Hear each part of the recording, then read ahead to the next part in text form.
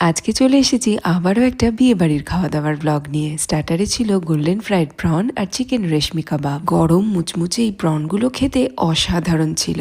তারপরে মকটেল কাউন্টারে গিয়ে ভার্জিন মোহিতো আর ব্লু লাগুন নিলাম। একটু গলা ভিজিয়ে নিতেই আরেকটা স্টলে দেখলাম জিলিপির সাথে রাবড়ি সার্ভ করছে, এটাও দারুণ খেতে ছিল। স্টার্টার খাওয়ার পরে বিয়ে বাড়ির আশপাশটা একটু ঘুরে দেখলাম, দারুণ সাজিয়েছিল।